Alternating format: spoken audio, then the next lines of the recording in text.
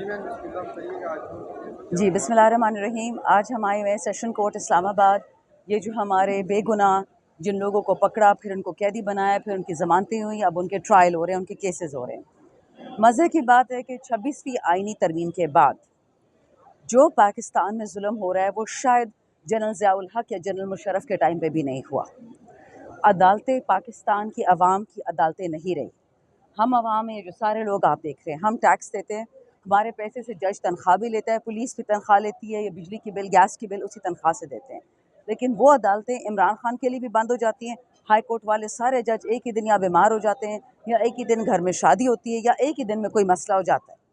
इसी तरह हम देख रहे हैं लोअर कोर्ट्स में तो कानून और आइन की धज्जियाँ उड़ा दी गई हैं।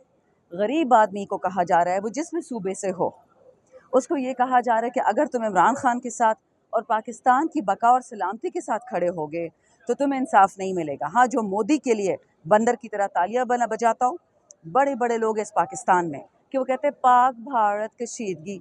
ओ सच बोलो ना कि मोदी ने पाकिस्तान पे अटैक किया, 50 से ज़्यादा लोग मारे हैं, ना उनका नाम पता, ना उनका लिस्ट पता है।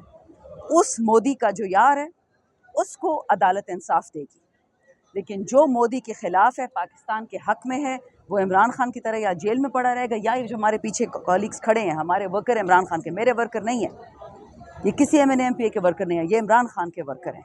इनकी इज्जत करना हमारा फ़र्ज़ है। और इनको देखे बहादुरों को कि हर दफ़ा अदालत चले आते हैं। नवाज शरीफ को देखो, उसकी प्लेटें टूट गई, चमचे कड़चे टूट गए, वो भाग गया लंदन। इसी तरह और भी बड़े बड़े बहादुर लोग जो लंदन और अमेरिका में बैठे वहाँ से भाषण दे रहे होते हैं। ये असल वर्कर इमरान खान के जो पीछे खड़ा है, ना डरता है ना भागता है। उनको ये भी पता है कि अगर ये आते रहेंगे अदालत इनको सज़ा भी हो सकती है, क्योंकि जो अदालतों ने तरीका अपनाया है 26वीं तरमीम के बाद, PTI बुरी, मोदी अच्छा। मोदी वालों को बरात दो, और जो लोग इमरान खान और पाकिस्तान के साथ खड़े हैं उनको जलील व ख्वार करो। डे टू डे इनकी हेयरिंग हो रही है। आप कैसे डेरा इस्माइल खान से, मालाकंड से, डेरा गाजी खान से लोगों को हर रोज़ बुलाते हो? आपको पता है दिहाड़ीदार लोग हैं, ये कुछ नहीं कमा सकते इसके अलावा जो अल्लाह उनको रिज़्क देता है। इसलिए अभी भी वक्त है, थोड़ा सा तमाम जज साहिबान, तमाम वकला साहिबान, उनसे एक रिक्वेस्ट है कि अगर और किसी से नहीं डरते, अल्लाह से डरें। ये दुनिया अल्लाह की है, या बाजवा की या बाइडन की नहीं है। आप पे ये दिन वापस आएंगे और इस ख़राब तरीके से आएंगे कि फिर हमारा ही दिल आपके लिए दुखेगा। बेहतर ये है कि इंसाफ का तराजू थामे।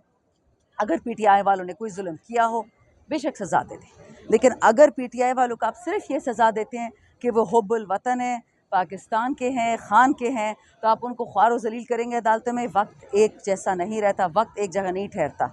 मरियम की भी बारी आनी है, बिलावल की भी आनी है, जरदारी की भी आनी है, उनके चमचों की भी आनी है।